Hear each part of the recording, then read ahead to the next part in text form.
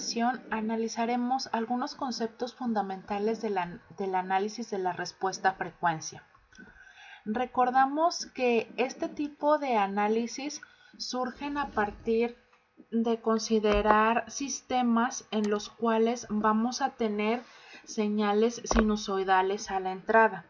Es decir, nosotros podemos tener un sistema con una determinada dinámica dada por una función de transferencia y en donde aquí la señal de entrada con respecto al tiempo la voy a indicar como x de t va a ser igual a una amplitud x multiplicada por el seno de omega t, en donde omega se refiere a la frecuencia de la señal sinusoidal. Entonces nosotros podemos tener aquí una determinada función de transferencia para el sistema, por ejemplo g de s, o sea una dinámica de primer orden, que sea aquí 1 entre s más 1.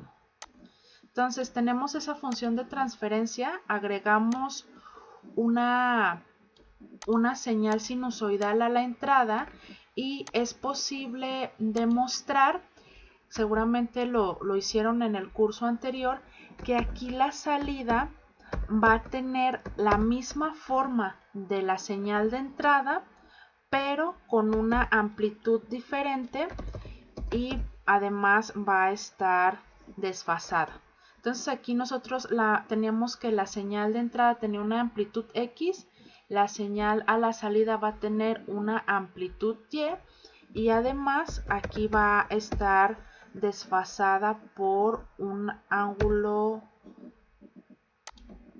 teta, por ejemplo. Y aquí tenemos omega t. O sea, eso significa que en el análisis de la respuesta a frecuencia nosotros vamos a tener la misma forma a la salida que tenemos de la entrada, o al menos en el estado estacionario, solamente que la señal va a tener una amplitud distinta y va a tener aquí una determinada frecuencia de desfase. Vamos a ver aquí este pequeño ejemplo en Simulink. Estamos agregando una señal sinusoidal que tiene aquí una amplitud de 1 y una frecuencia de 0.2 radianes sobre segundo. Entonces tenemos la función de transferencia del sistema de primer orden y aquí en el scope vamos a ver tanto la señal de entrada como la señal de salida del sistema.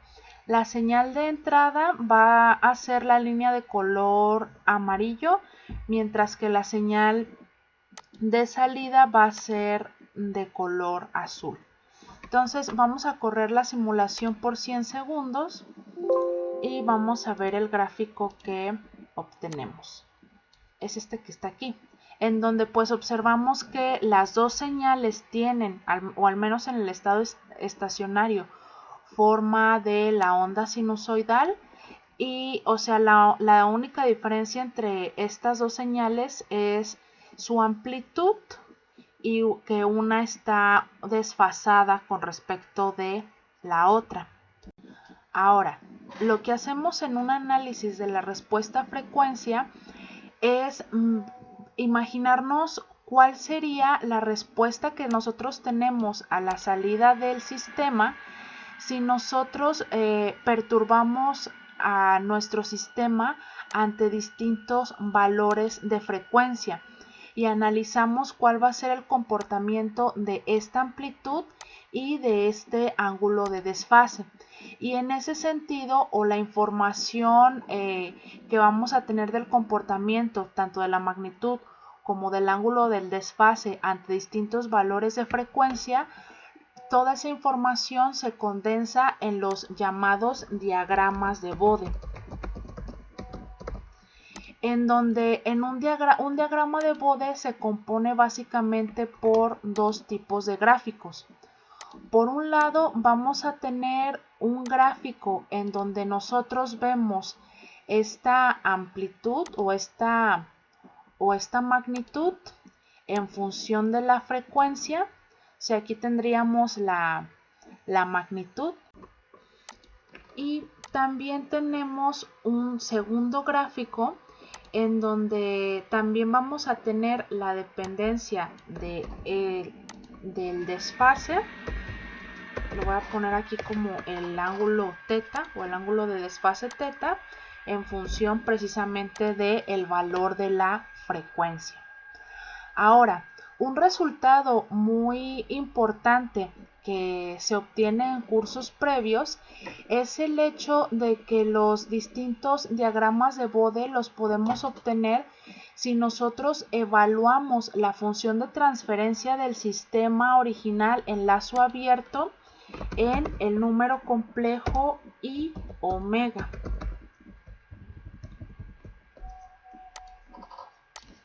Entonces, si nosotros evaluamos la función de transferencia en este número, es decir, todos los términos de S los sustituimos por I omega, entonces vamos a obtener un nuevo número complejo. Aquí, por ejemplo, en nuestro sistema de primer orden, si nosotros evaluamos la función de transferencia en I omega, tendríamos 1 entre I omega más 1. Y esta expresión que obtenemos es un nuevo número complejo que va a tener una determinada amplitud y un determinado ángulo. Ahora, este nuevo número complejo o la magnitud de este nuevo número complejo es precisamente esta magnitud que tenemos en el diagrama de Bode. Y el ángulo del nuevo número complejo es precisamente este ángulo de desfase. Entonces vamos a recordar cómo se ven algunos diagramas de Bode. Vamos a ver, por ejemplo, el término de un sistema que tenga sencillamente una ganancia. Es decir, en donde G de S sea igual a un valor de ganancia, por ejemplo, igual a 5, ¿no? Entonces aquí nuestro sistema tiene la forma de un término K. Entonces, si nosotros evaluamos esta función de transferencia en I omega, como en este caso nuestra función de transferencia no tiene ningún término que dependa de S, entonces la función de transferencia queda sencillamente igual a 5, ¿no? O sea, porque aquí mi G de S es igual a 5 y aquí para obtener el diagrama de Bode sustituimos en I omega, entonces nos queda la función evaluada exactamente igual a 5. Y este número, si nosotros lo vemos en el plano complejo, o sea, aquí vamos a tener la parte imaginaria del número y acá la parte real. Entonces, este número se trata de un número que solamente tiene una parte real, ¿no? O sea, de hecho, está aquí en 5. Y por lo tanto, la magnitud de este nuevo número, o sea, la magnitud de este número complejo va a ser precisamente igual a 5.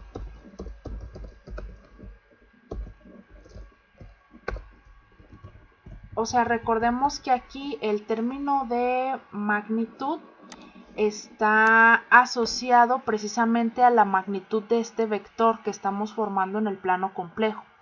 Entonces aquí esta magnitud va a ser igual a 5. Y el ángulo que tiene este número, pues va a ser de 5 grados. Entonces, aquí vamos a tener que la magnitud para este número, o si nosotros viéramos el diagrama de Bode de una función de transferencia que es una ganancia, el término de magnitud lo veríamos constante en el valor de 5 y el término de ángulo lo veríamos, o el término de desfase lo veríamos constante en el valor de 0 grados. O sea, aquí este diagrama de Bode se vería de la siguiente manera. O sea, tendríamos aquí que el valor de la magnitud nos queda constante en un valor de 5 y por otro lado el diagrama de la fase queda constante en un valor de 0. Acá está el 0 y acá está el 5. Es decir, que no importa qué valor de frecuencia tengamos en esta función de transferencia, la magnitud y el ángulo son completamente constantes. Ahora, también es común representar los diagramas de Bode en términos de su magnitud en decibeles. Entonces, para obtener el diagrama de Bode en decibeles, lo único que tenemos que hacer es evaluar el término de la magnitud, en este caso de I omega, en el valor de 20 veces el logaritmo decimal del término de la ganancia. En donde, de hecho, si nosotros hacemos esta operación, vamos a tener que 20 por el logaritmo decimal de 5 nos da un valor de aproximadamente 13.998, ¿no? Entonces, tenemos aquí dos posibilidades de diagrama de Bode. Un diagrama de Bode en el que nosotros tenemos directamente la magnitud y el ángulo de desfase graficadas contra distintos valores de frecuencia, este que está aquí, y también podemos tener un diagrama de Bode en el cual nosotros el término de la magnitud lo tenemos en decibeles. Entonces, los diagramas de Bode que vamos a utilizar o que obtenemos en MATLAB van a estar en decibeles, ¿no? Entonces, si quisiéramos obtener aquí este diagrama de Bode en MATLAB, lo que tenemos que hacer es irnos a nuestra ventana de comandos y aquí definir nuestra función de transferencia. O sea, aquí en este caso G va a ser igual a la función de transferencia de 5 y aquí en el denominador podemos poner el coeficiente de 1. Entonces, si se fijan aquí, nuestra función de transferencia está definida como una ganancia estática. Y si queremos obtener el diagrama de Bode de esta función de transferencia, utilizamos la función llamada Bode. Damos Enter y automáticamente deberíamos obtener este diagrama. En donde, si observamos, la magnitud que nos grafica MATLAB por default es la magnitud en decibeles. Nosotros habíamos obtenido de aquí de manera analítica que la magnitud en decibeles debería ser de 13.98. Aquí, por ejemplo, en MATLAB si hacemos doble clic, deberíamos observar un valor cercano a este 13.98, ¿no? Bueno, aquí no lo está redondeando a los 14. Y además tenemos este valor que es completamente independiente de la frecuencia, que está graficada en radianes sobre segundo. Y con respecto a la fase, esta la tenemos en grados y como nosotros ya habíamos visto, pues corresponde a un valor de 0 grados. Entonces, este fue un diagrama de Bode de una función de transferencia muy sencilla. Tenemos aquí solamente un valor de ganancia. Vamos a ver otro ejemplo. Vamos a suponer que queremos obtener el diagrama de Bode de un término, por ejemplo, integral.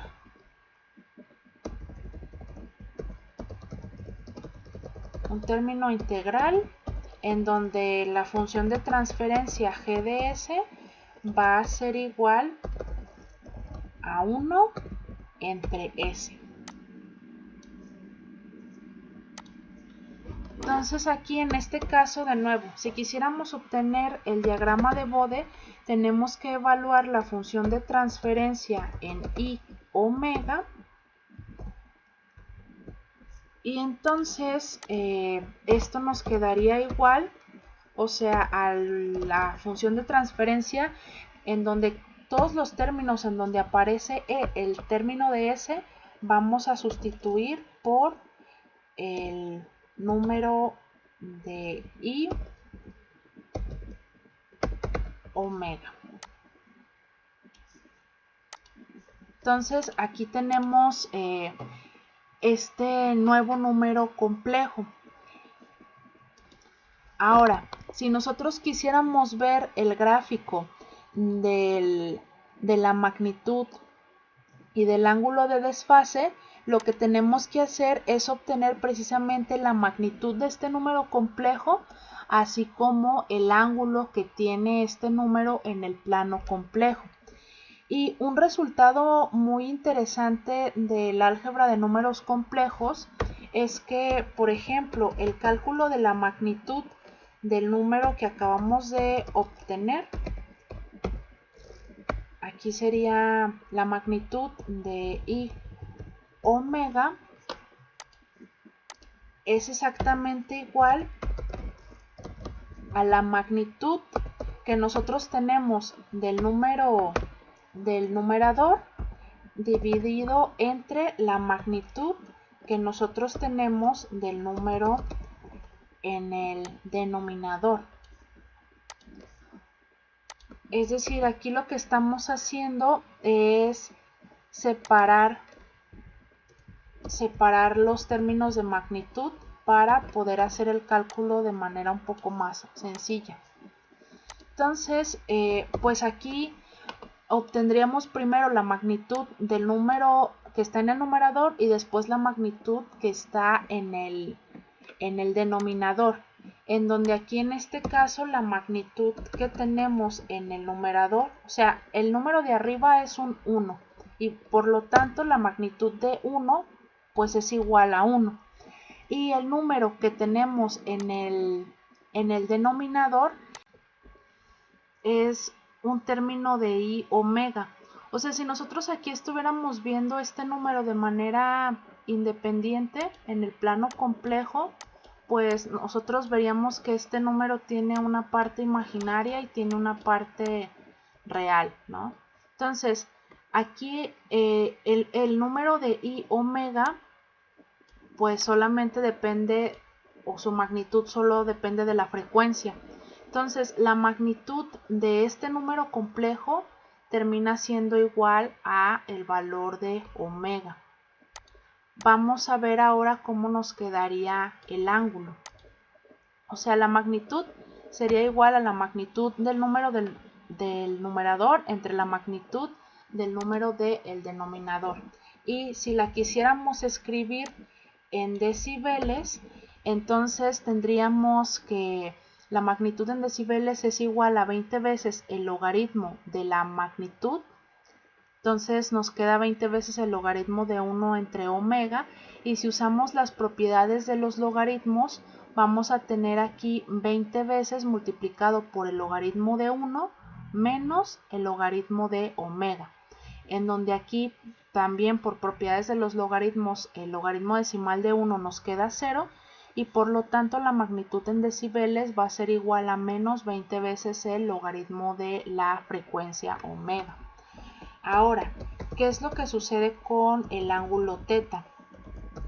O sea, aquí, así como la magnitud la pudimos expresar en términos del término del numerador y del denominador, el ángulo θ, también aquí por propiedades de los números complejos, va a ser igual a la resta del ángulo que tenemos del número en el numerador menos el ángulo que tenemos en el denominador. Es decir, o sea, aquí está este número complejo y entre omega y su numerador se compone por el número 1 que solamente tiene una parte real, mientras que el denominador se compone por el número i omega, en donde aquí este número solamente contiene una parte imaginaria. Entonces aquí observamos que pues cada uno de estos números tiene un ángulo diferente. Y si nosotros queremos calcular el ángulo de teta, entonces este ángulo va a ser igual a el ángulo del numerador, en donde nuestro numerador queda en 1 y por lo tanto este ángulo va a ser igual a 0 grados, ¿no? O sea, sería el ángulo de este vector que tenemos aquí. Y a este ángulo le tendríamos que restar el ángulo del denominador. Y el denominador, si observamos, tiene un ángulo de 90 grados. Por lo tanto, este ángulo nos queda de menos 90 grados, ¿no? Si hacemos aquí la operación. Ahora, si nosotros vamos a MATLAB y obtenemos la función de transferencia 1 sobre s y sacamos el diagrama de Bode de esta función de transferencia, obtenemos el siguiente diagrama de Bode, en donde vemos que efectivamente el ángulo de la fase se encuentra en menos 90 independientemente del valor de la frecuencia. Y aquí, como tenemos el diagrama de Bode en escala logarítmica para la frecuencia, si nosotros graficamos menos 20 veces el logaritmo de la frecuencia, nos queda una línea recta con pendiente negativa.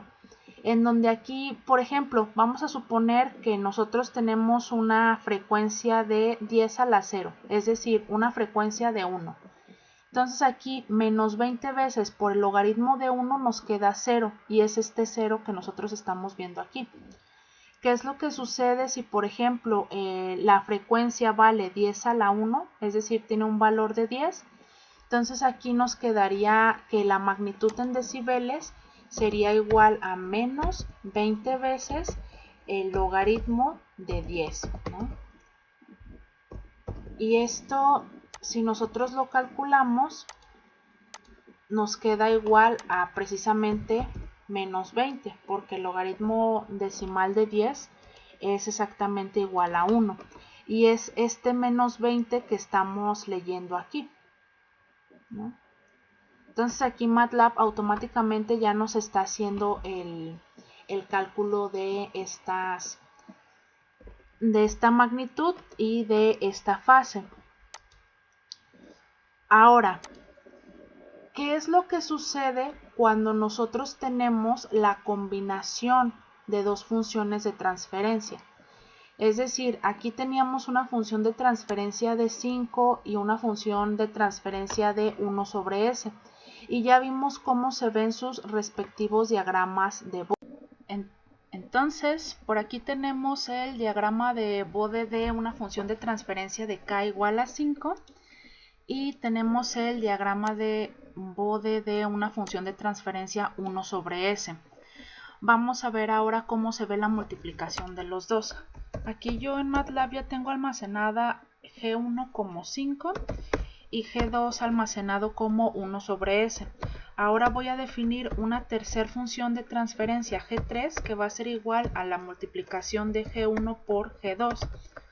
Lo puedo hacer así y escribir después el Bode de G3, o también puedo poner aquí directamente en la función Bode la multiplicación de G1 por G2. Ahora, para que no se borren las figuras que acabo de definir, puedo utilizar el comando figure. Si lo presionan, ustedes van a ver que aquí se les define una figura nueva y entonces ya sobre esta nueva figura ya podemos poner el Bode de G1 por G2, ¿no? Para que podamos tener las tres gráficas al mismo tiempo. Entonces, aquí tenemos la de G1, acá tenemos la de G2 y aquí tenemos la de G3. Sí.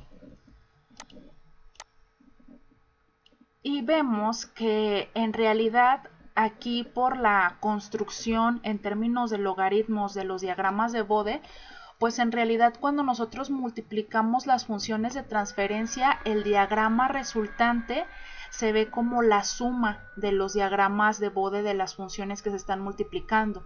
Porque aquí, por ejemplo, la fase de una la tenemos en 0, de otro tenemos en menos 90 y el resultante tiene la fase en menos 90. O sea, estamos sumando 0 más menos 90.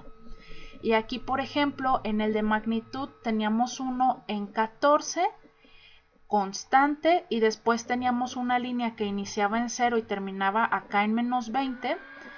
Y observen aquí que el resultante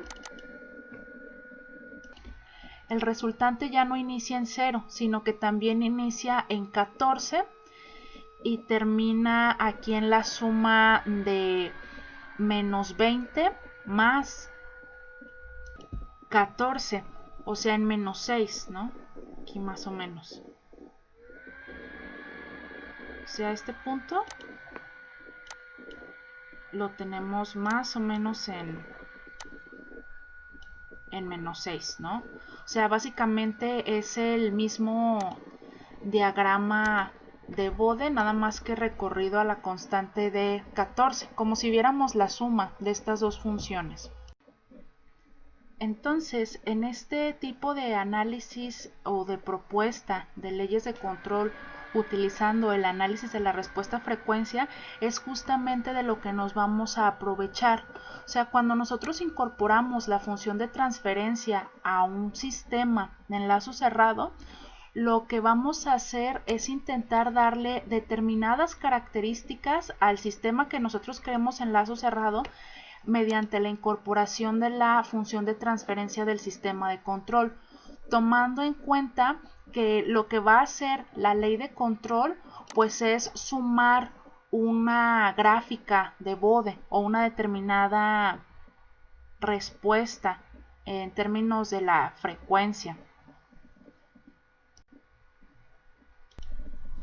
Entonces va a ser muy interesante cómo a través del análisis que nosotros tenemos de los sistemas mediante sus diagramas de Bode, es decir, mediante la respuesta frecuencia, vamos a poder diseñar las leyes de control basándonos en las características de los sistemas que tienen de acuerdo a sus diagramas de Bode. Y así como cuando nosotros planteábamos los diseños en el lugar geométrico de las raíces, teníamos ahí un determinado conjunto de polos deseados, en un diagrama de Bode lo que vamos a tener son márgenes de fase o márgenes de ganancia deseados. Entonces vamos a hacer un pequeño repaso de lo que significa un margen de fase y un margen de ganancia. Entonces vamos a suponer que nosotros tenemos una función de transferencia GS igual a 10 entre S cúbica más 6S cuadrada más 5S. Y vamos a obtener ahora el diagrama de Bode en MATLAB. Naturalmente tenemos que definir pues los coeficientes de la función de transferencia, que serían 1, 6, 5 y 0. Y después obtendríamos el Bode de esta función. Y tenemos este gráfico, ¿no? Este que está aquí. Entonces, por definición, en un diagrama de Bode, el margen de fase lo podemos medir de la siguiente manera. O sea, vamos a buscar el punto en el que la magnitud es igual a 0 decibeles. Entonces aquí ubicamos el 0 y trazamos una línea que nos lleve hasta el punto de 0 decibeles. Y después en ese punto leemos la frecuencia. Y a esta frecuencia vamos a trasladar una línea que nos lleve hasta el diagrama de la fase. Entonces aquí vamos a tener un determinado punto de fase, este que está aquí. Y entonces nuestro margen de fase va a ser la diferencia que nosotros tenemos entre el menos 180 con respecto a el valor de fase que leemos en el punto de frecuencia en el que la magnitud es igual a 0 decibeles. Entonces aquí este sería nuestro margen de fase.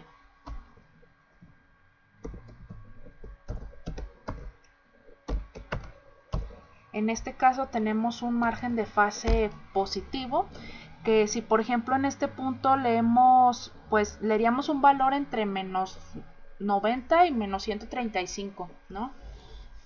De hecho vamos a leerlo aquí directamente en el diagrama de Bode. O sea, aquí en este punto de 0 decibeles,